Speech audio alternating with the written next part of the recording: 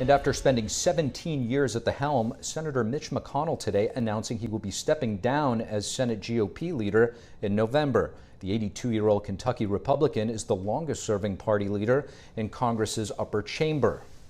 One of life's most underappreciated talents is to know when it's time to move on to life's next chapter.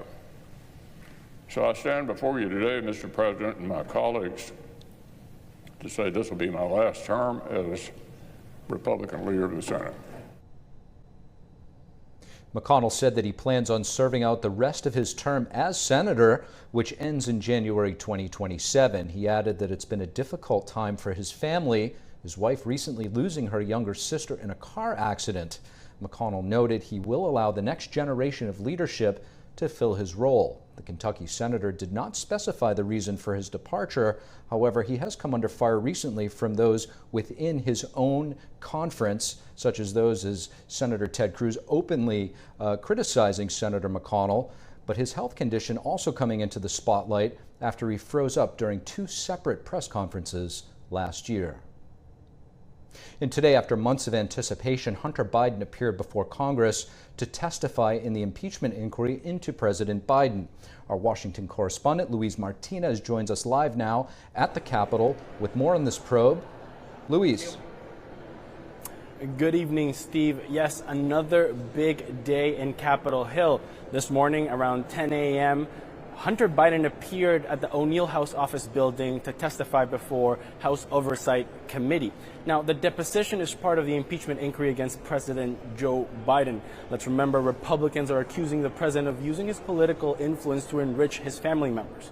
It's important to note that Hunter Biden was initially scheduled to be deposed by Congress last December, on December 13th. But on that day, Hunter Biden failed to show up to his scheduled interview and instead took to the steps of Capitol Hill to make a political statement. He then defended his father, he demanded a public hearing, and vowed never to testify behind closed doors, which of course he is doing today. What changed was that House Oversight Committee passed a resolution holding Hunter Biden in contempt, and before the resolution could get to the floor of the House, Hunter Biden's lawyers reached out to reschedule today's interview. Now, today's interview was behind closed doors, but Hunter Biden managed to release to the press his opening statement before heading into the interview. During his opening statement, Hunter Biden defended his father and refuted any allegations that he was involved in his business dealings. He also attacked the Republican Party, which was very interesting, and I quote, this is something Hunter Biden said in his opening statement: "You do not have the evidence to support the baseless and MAGA-motivated conspiracies about my father because there isn't any."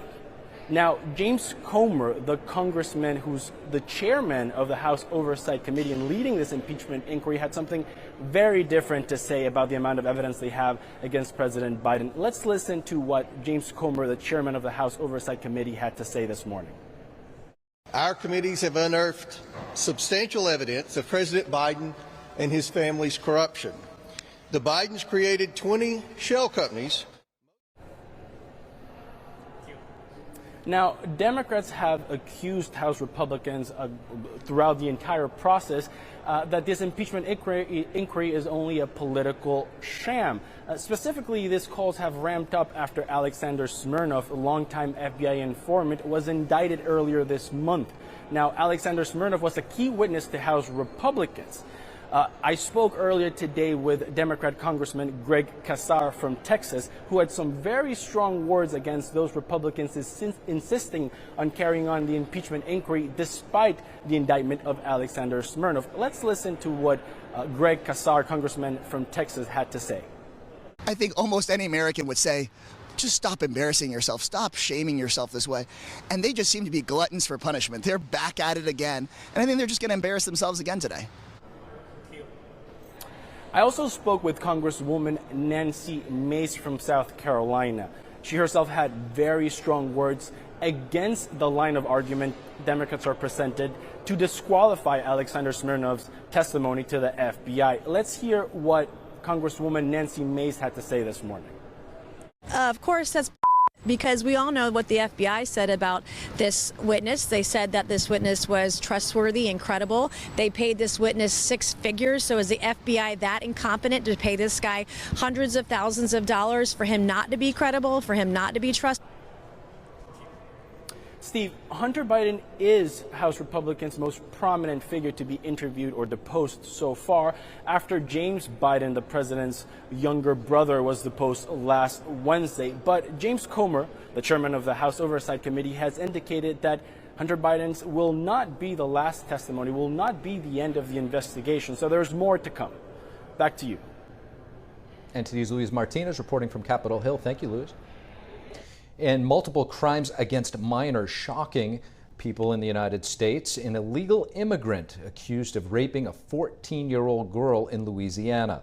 NTD's Ariane Pazdar is in Texas with more. Louisiana police this week arrested an illegal immigrant for allegedly raping a minor, and for a separate incident where he allegedly stabbed a victim in the face. Law enforcement published this picture of the 19-year-old undocumented individual from Honduras. Police say a federal ICE detainer has been issued for the suspect. Meanwhile, in Maryland, an illegal immigrant from El Salvador has reportedly been charged with the murder of a toddler. The infant was caught in crossfire as 2 rival groups got into a shootout. Do you think that Texas, or the United States for that matter, is being invaded? Yeah, see, when you use language like that, it's charged language, but he's not wrong. If refugees can get in undocumented, so can other people that want to do harm to the country, and there's a lot of them. Oh, yes, absolutely. We don't know who's coming across. I mean, we have people with drug issues. We have, it could be Chinese. It could be, it could be anyone coming across if we have no control over it.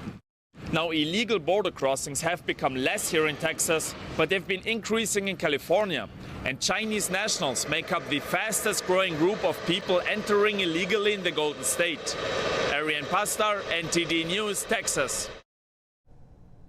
President Biden touting a drop in crime throughout the country, though leaving out a recent spike in crime involving illegal aliens. That's as Biden's set to visit a Texas border town tomorrow amid a growing border crisis. NTD's Iris Tao reports from Brownsville, Texas, where the president is heading tomorrow. President Biden says fighting crime is among his top priorities and touting this on Wednesday. Last year, the United States had one of the lowest rates of all violent crimes in more than 50 years. But he made no mention of recent violent incidents involving illegal immigrants, which are making national headlines. And here we are in Brownsville, Texas, a border town where President Biden on Thursday will meet with local Border Patrol agents and make a speech. But locals here are reacting differently to his visit. Here are some who say they are considering voting for Biden. Watch. Do you think it's going to help solve the ongoing border crisis here? I don't think it will. I'm going to be very honest. He's not doing what he's supposed to be doing. It doesn't mean I'm not going to vote for him, but I am very disappointed at him. Biden coming down, it's a good thing. Hopefully it's not just a political stunt. I'm not a big supporter of Trump. His is a political stunt. While some others say they're considering voting for Trump or Nikki Haley amid the border crisis. He's the person that caused all the issues that are happening right now at the border. And I don't see a point in him coming. I'm hoping Trump gets reelected. Well, he's already had 4 years to work on the situation here on the border, and he hasn't done anything. So I'm not quite sure why he's coming unless it's just for the vote. I'm still disappointed with both men as individuals. Former President Trump will be in Eagle Pass in Texas on Thursday, which is a few hundred miles away from here. But it's notable, though, that there are not as many illegal immigrants crossing into the U.S. from Brownsville, Texas, compared with Eagle Pass. So it remains to be seen if President Biden will actually see any illegal immigrants while he's here. Reporting from Brownsville, Texas, Iris Tao, NTD News. Thank you for watching the Capitol Report. If you want to see our full broadcast, check us out at epochtv.com.